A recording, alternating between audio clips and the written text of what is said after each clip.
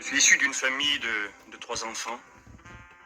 Nous avons été élevés donc dans un contexte où l'évangile était connu. Mon père et ma mère se prétendaient être chrétiens. Ils étaient tous deux baptisés depuis de nombreuses années, mais ne vivaient pas l'évangile. Mon père s'adonnait à l'alcool, aux sorties diverses. C'est dans ce contexte que j'ai grandi, avec une liberté totale. J'étais très jeune encore, âgé de 13, 14 ans, 12 ans, et je pouvais rentrer quand bon me semblait. Je pouvais me coucher à l'heure que je voulais, faire ce que je désirais. J'avais une grande liberté et me trouvais très très heureux comme ça.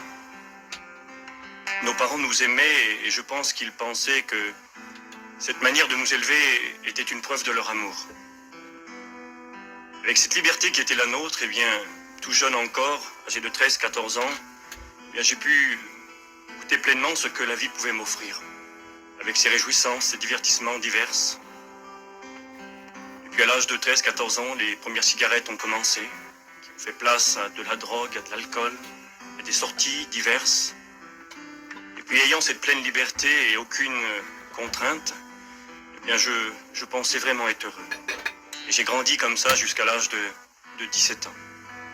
Et à 17 ans, en compagnie de mon frère et mes cousins, nous avons commencé, et cela plus que d'habitude, à voler des voitures. Et cela simplement pour se réjouir et se divertir. On ne le faisait pas dans un but de nuire à quiconque, loin de là. On ne voyait pas le mal ou le danger dans ces faits. On le faisait uniquement pour s'amuser. Des jeux d'enfants. Et donc à l'âge de 17 ans, c'était conduite sans permis. C'était une voiture volée, 2 voitures, 10 voitures volées. Et de fil en aiguille, après discussion avec mon frère et mes cousins, l'idée a surgi dans notre esprit qu'il fallait commencer autre chose. Et donc nous avons commencé à commettre des méfaits plus importants. Nous avons commencé à commettre des cambriolages, des voitures dites voitures béliers, à rentrer dans des magasins avec des voitures. Et puis, ne voyant toujours pas le mal à ces choses, eh bien nous allions de plus en plus loin, de pire en pire. On ne se considérait pas comme des brigands, des gangsters, des gens dangereux, mais plutôt des jeux d'enfants. J'étais le plus âgé du groupe que nous étions. Et puis, l'idée a germé dans notre cœur de faire des braquages. Et puis donc, je possédais un fusil que j'avais dans ma voiture. Et on a pu trouver un autre fusil, et puis on a acheté ce qu'il fallait, des gants, des bas, etc. Et puis nous avons mis à exécution ce que nous avions comploté ensemble. Nous avons commencé un premier braquage avec beaucoup de peur. Beaucoup de fusils ont été tirés. Et puis nous sommes allés plus loin. Et voyant que nous n'étions pas interpellés ni arrêtés, et puis se sentant plus à l'aise, nous avons commis un autre braquage. Et ceci à multiples reprises. Les stations-service, des postes ont été braqués. Jusqu'au moment où, arrivé à un feu rouge, en face de nous, un camion de gendarmerie, à notre droite, un véhicule de gendarmerie, à notre gauche également, et mon frère qui était au volant, est pris de panique et de peur, a fait demi-tour rapidement et puis a roulé très rapidement avec cette voiture. C'était une BMW, une grosse voiture. Et puis là, à plus de 200 km/h, nous avons parcouru une certaine distance. Et puis, nous sommes arrivés devant un barrage routier. Les gendarmes étaient là, bloquaient la route. C'était une sorte de pas de doigt. Et puis la route était bloquée, il y avait l'armée, des soldats, des gendarmes, armés de mitraillettes, de fusils, de pistolets. Et puis nous qui prenions tout cela pour un jeu, pour un divertissement, un amusement, nous ne rendions pas compte bien de la gravité des faits que nous avions commis. La panique nous saisissait. Et mon frère s'est baissé et puis a passé ce barrage à plus de 200 km/h. Puis là, l'armée est intervenue puis a tiré des coups de feu. Nous avons roulé encore quelques kilomètres. Nous sommes arrêtés dans une ferme abandonnée. Lorsque nous nous sommes arrêtés, nous avons inspecté le véhicule et remarqué qu'il y avait des impacts de balles à divers endroits. Et prenant conscience de la gravité de ce qui nous arrivait à ce moment-là, nous nous sommes séparés. Moi qui étais le plus vieux du groupe, qui était arrivé à l'âge de 18 ans, moi qui me croyais bien, qui me croyais sympathique, aimable, gentil, et qui en réalité était quelqu'un de très égoïste, ne pensant qu'à lui-même, je me suis séparé de mon frère et de mes cousins. Le plus jeune était âgé alors de 14 ans. Je leur ai dit, écoutez, vous êtes mineurs, si nous sommes interpellés, je risque beaucoup plus que vous, partez de votre côté et moi du mien, pensant encore sauver ma peau. Et puis là donc je me suis caché dans une ferme abandonnée, dans un arbre, et puis j'ai vu au loin que des gens cherchaient ces jeunes qui avaient commis ces méfaits. Et puis je me suis dit dans mon esprit, je vais me mêler à cette foule qui cherche ces jeunes, et puis essayer de passer inaperçu. Et j'ai donc entrepris de traverser une route en courant.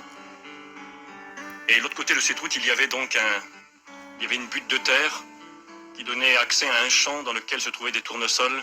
Et donc j'ai traversé cette route rapidement et j'ai surgi dans ce champ. Et quand je suis arrivé donc dans ce champ, là-haut, je ne voyais pas ce qu'il y avait. Et bien, quand je suis arrivé là-haut, il y avait à environ 50 mètres de moi des soldats en armes. Je me suis alors jeté à plein ventre dans ce champ. Et puis j'étais terrorisé, j'avais très très peur. Et puis là j'ai crié à Dieu. À la connaissance que j'avais de l'évangile, mes parents ayant quand même une connaissance chrétienne, bien qu'ils ne vivaient pas la parole de Dieu, j'ai alors crié vers Dieu. Et je me suis souvenu qu'un jour sur la croix, le Christ avait pardonné l'un des deux brigands qui s'était tourné vers lui avec repentance avant de mourir. J'étais alors âgé de 18 ans et je criais vers Dieu lui demandant pardon. Je disais, Seigneur, pardon. Si je dois mourir aujourd'hui, prends-moi avec toi. Et puis les gendarmes se sont approchés de moi. Et puis j'ai crié, ne tirez pas. Ils me disaient de jeter mes armes, de jeter mon arme. Je leur disais, je n'ai pas d'arme, ne tirez pas. Et ils m'ont alors saisi et puis emmené en prison. Et me voilà en prison. Et là, dans la prison, je chantais et je me disais, ça y est, j'y suis.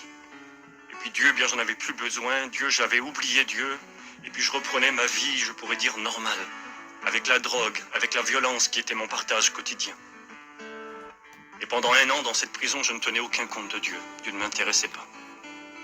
Mais ma mère m'avait fait parvenir ma Bible. Une Bible que j'avais eue étant enfant, à laquelle je ne portais qu'air d'intérêt. Et puis cette Bible m'est parvenue, mais toujours encore, elle ne m'intéressait pas. Et puis, une personne que je connaissais a été incarcérée. Et je me suis retrouvé avec elle, en cellule. Et là, cette personne m'a demandé de lui lire la Bible. J'avais plein d'a priori, plein de préjugés, pensant connaître, pensant savoir. Et puis c'est peut-être, pas dire avec mépris, mais avec beaucoup de recul que je lisais ce livre pour cette personne.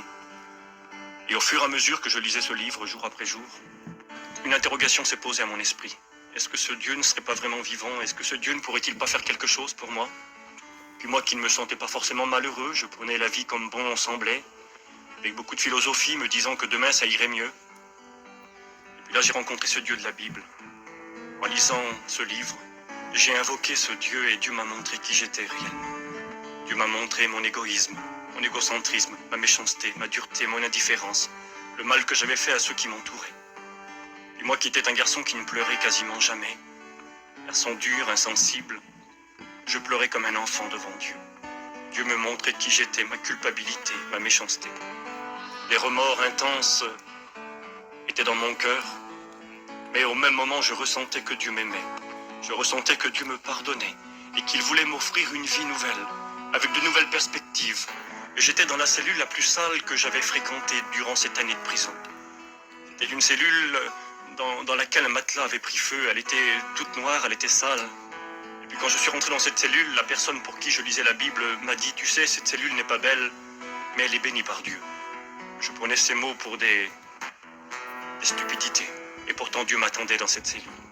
Et puis un soir que je priais, Dieu me disait dans mon cœur, je ressentais profondément cette réalité, que je n'avais plus besoin de drogue, que j'étais tellement heureux, que cette paix, cette joie profonde que Dieu me procurait, même dans ce lieu difficile, permettait que je n'avais plus besoin de cette drogue.